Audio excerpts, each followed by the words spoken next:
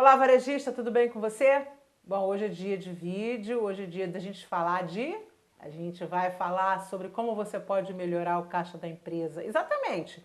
Quando a gente fala de caixa da empresa, a gente está falando de dinheiro disponível, ou a gente está falando de dinheiro faltando, né não?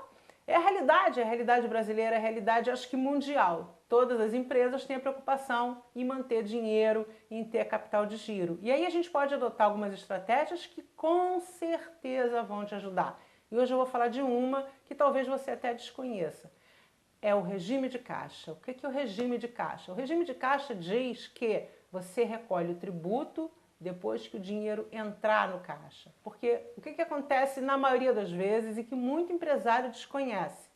Você emite a nota fiscal, ela é enviada para o contador, ele apura o tributo e você recolhe no mês seguinte.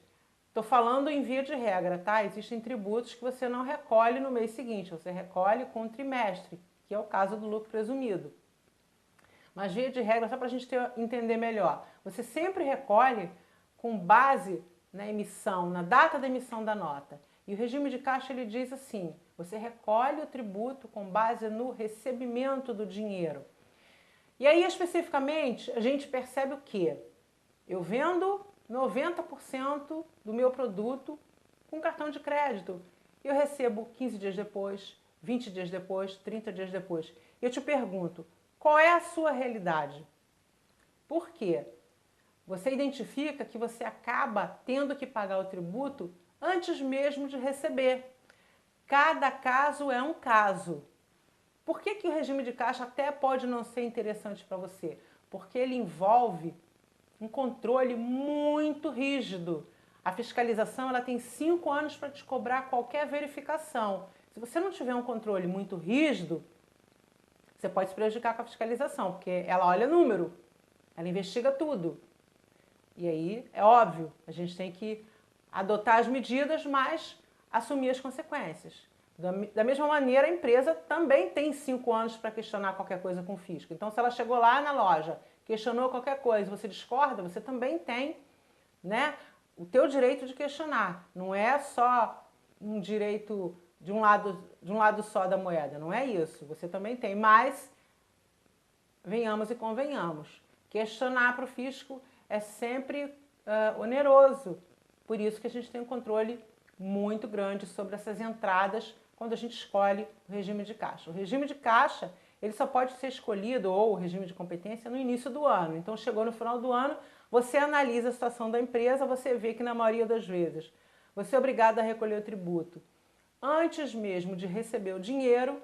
Então, essa situação pode ser para você, essa escolha pode ser para você, ok? Você vai controlar muito detalhadamente essas entradas, porque você já sabe os prazos das administradoras de cartão, você já sabe os prazos dos gateways de pagamento, PagSeguro, PayPal e por aí vai. Então você controla tudo que você receber. O contador vai saber, esse controle vai ser transmitido para ele conseguir apurar o tributo de maneira correta, detalhada e que não coloque a empresa em risco. E eu chamo muita atenção para controle porque as empresas pequenas e médias não têm o hábito de fazer controle interno, que é um erro gravíssimo. Falta de controle interno pode levar a empresa a uma quebra, a muitas perdas financeiras. E qualquer dinheiro que sai pelo ralo é um estoque que deixou de ser abastecido, é um investimento numa publicidade, por exemplo, que poderia alavancar as vendas. Então a gente precisa ter essa responsabilidade com relação a uma gestão com mais qualidade para poder fazer as escolhas que nos são permitidas. O regime de caixa ele é permitido para as empresas que estão no Simples Nacional e para as empresas que estão no lucro presumido. As empresas do lucro real, elas já fazem a apuração com base em ganhos, em gastos, né? De modo geral, é um confronto que se faz, apura-se o lucro e o tributo é recolhido sobre o lucro. Nesses casos, a gente aplica o regime de competência. Mas se você não é lucro real, observa o que eu estou falando. Aí você optou o ano inteiro, chega no final do ano, analisa de novo. Essa situação ainda é boa, é eficiente para a minha empresa? repete, não é muda de novo. Todos os anos você pode mudar. Você vai adaptando a realidade da empresa em função da economia, em função da realidade do país. Ok? Não existe uma decisão definitiva que sempre atenderá à necessidade da empresa. É preciso fazer gestão eficiente. E a gestão eficiente ela é baseada em análise, ela é baseada em controle, ela é baseada em análise de operação no detalhe, tá certo? Bom, a gente acaba falando de custo, porque a gente está falando de caixa, de dinheiro disponível, de capital de giro. Eu posso falar que quase todas as empresas têm uma questão que envolve custo.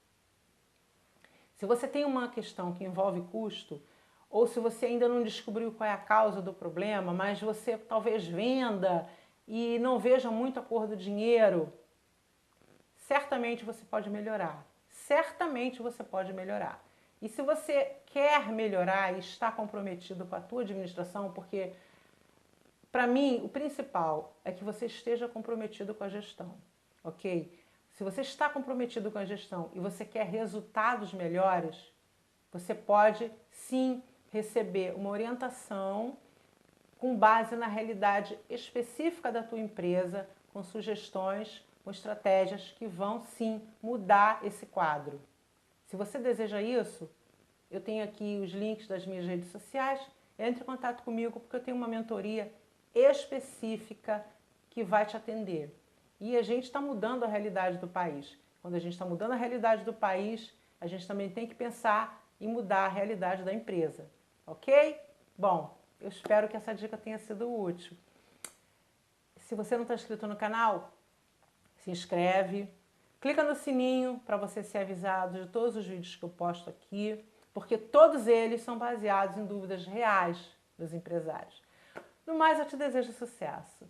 Vamos que vamos, sempre pensando que o melhor ainda está por vir. Tá bom? Um abraço, até lá.